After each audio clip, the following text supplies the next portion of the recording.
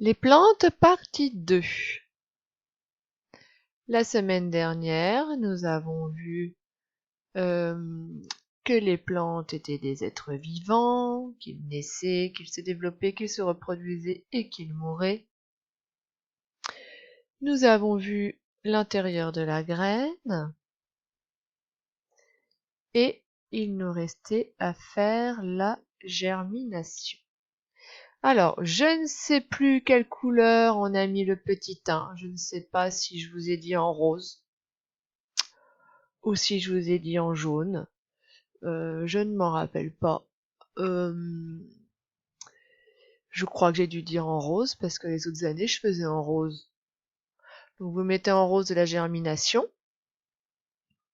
Si vous aviez mis du jaune, bah, c'est pas compliqué. Vous mettez du rose par-dessus, ça va faire du orange. Pour que les parties ressortent. Alors, la germination.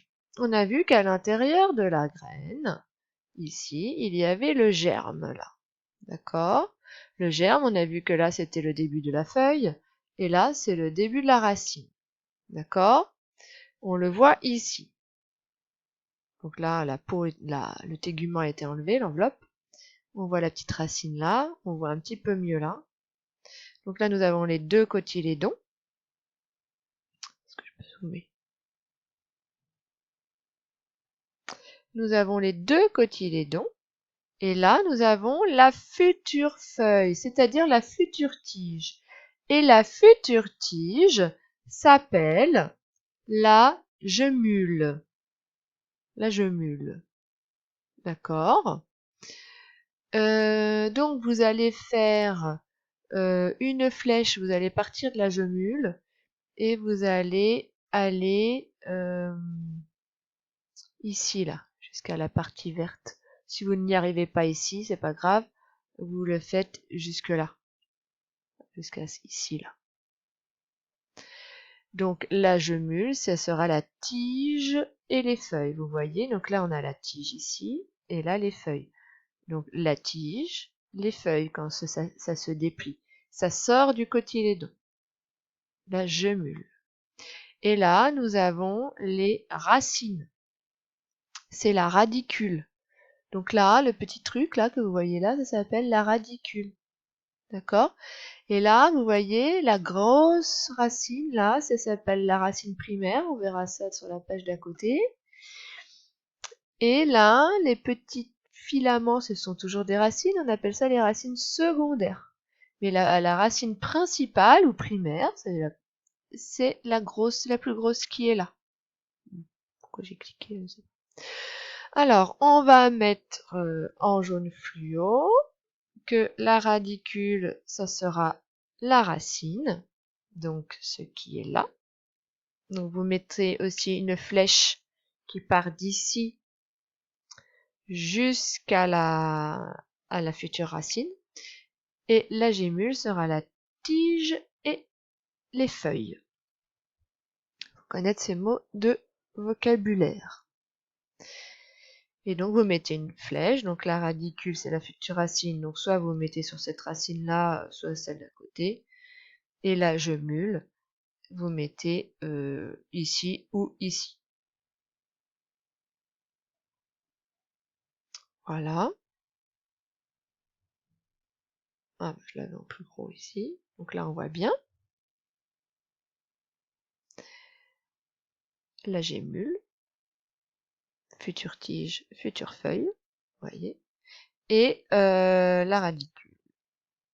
Et là, les cotylédons. Donc là, le cotylédon qui fane, qui devient tout fripé, tout simplement parce que eh bien, la plante là n'a pas besoin, prend sa nourriture à l'intérieur. Et ensuite, elle remplacera cette nourriture, elle ira la chercher dans la terre. Pour l'instant, elle n'a pas besoin de terre pour se nourrir.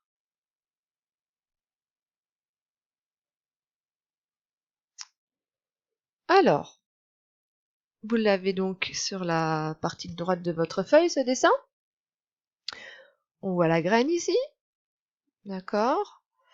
La radicule qui est la futures racines. Hein. Dans radicule, vous avez ra, c'est comme le début de racine. Là, vous avez l'écorce, mais nous, on appelle plutôt ça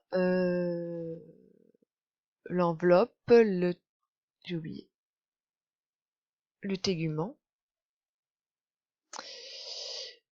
Donc, les cotylédons que vous avez ici, donc qui s'ouvrent hein, pour laisser passer la tige. Alors, parfois, il y a des cotylédons qui montent avec la tige, et parfois, il y a des cotylédons qui restent sous terre. Ça dépend vraiment de la graine, de la variété de plantes que vous mettez en terre. La tige et les feuilles. Je vous parlais tout à l'heure des racines. Donc là, vous avez la plus grosse qu'on appelle la racine primaire. Et les petites, là, la racine secondaire. On va mettre en jaune si on peut. On ne peut pas, c'est une image. Donc vous allez mettre en jaune graines, radicule, racine secondaire, racine primaire, tige, feuille, cotylédon. On ne met pas écorce parce que je préfère que vous appreniez le mot tégument. Vous allez en arrière si c'est aller trop vite. Hein.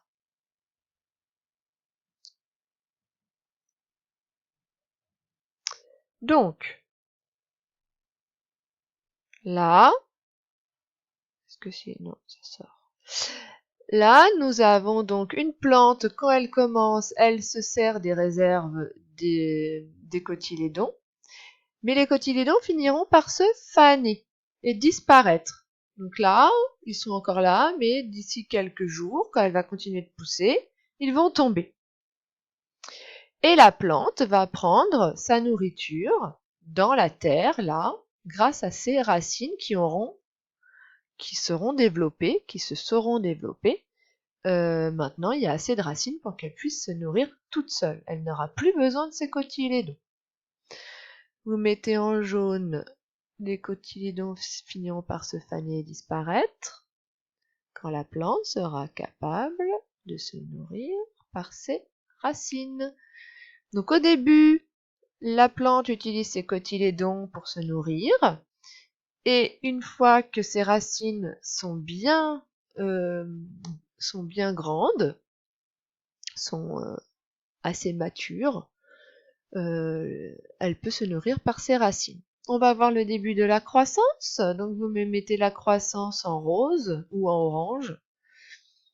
Et on va voir le début de la croissance d'une plante. Donc pour grandir, une plante a besoin d'eau. Ça, vous le voyez, dans la classe j'arrose les plantes. Donc la plante a besoin d'eau, elle a besoin de lumière. Donc la lumière est captée par les feuilles. L'eau est captée par les racines. Et un petit peu les feuilles. Hein. Des fois, il y a des plantes que l'on vaporise et elle arrive à avoir un petit peu d'eau comme ça. Mais la grande majorité de l'eau, ce sont par les racines. Donc elle a besoin de lumière par ses feuilles et elle a besoin de terre par ses racines pour se nourrir. Et il ne faut surtout pas oublier, et ça c'est très important, qu'une plante a besoin d'air. Et dans l'air, elle a besoin du dioxyde de carbone et elle a besoin d'oxygène. C'est les deux choses dans l'air dont elle a besoin. Donc le dioxyde de carbone, je n'entrerai pas dans les détails parce que c'est plus du collège. Donc elle utilise le dioxyde de carbone qu'elle capte par ses feuilles. Et l'oxygène, eh bien tout simplement parce qu'une plante respire aussi. Donc elle consomme un petit peu d'oxygène. Elle consomme beaucoup plus de dioxyde de carbone, mais elle utilise aussi un petit peu d'oxygène pour respirer.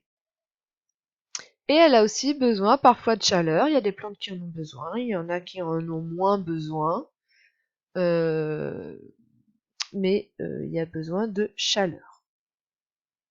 Pour se développer, donc c'est toujours pour grandir, les végétaux ont donc besoin de respirer, c'est ce que je vais vous expliquer. La respiration se passe au niveau de la feuille, on le verra. Pas en détail, hein, mais on le verra un petit peu.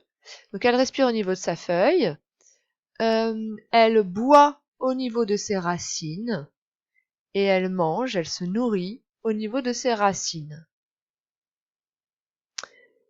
Et il y a aussi le dioxyde de carbone qui rentre par ses feuilles. Alors attention, le dioxyde de carbone ne sert pas à la respiration.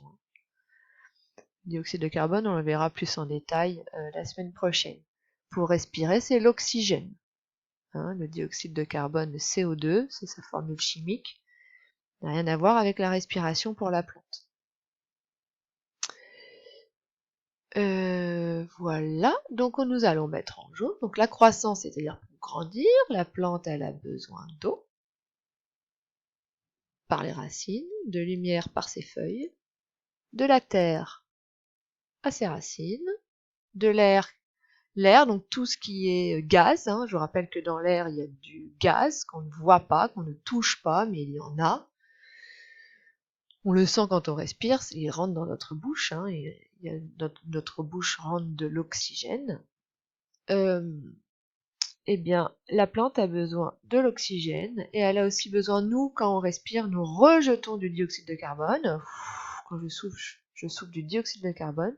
Eh bien, la plante, elle en a besoin pour vivre de ce dioxyde de carbone.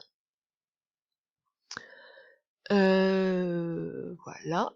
Et elle a besoin de chaleur. Pour se développer, les végétaux ont besoin de respirer par les feuilles, de boire par les racines et de se nourrir par les feuilles, en général, la plus grande majorité des cas.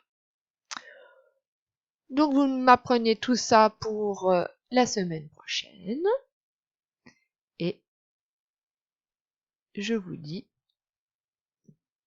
qu'est-ce que je vous dis? Je vous dis comme d'habitude, à bientôt pour une nouvelle vidéo.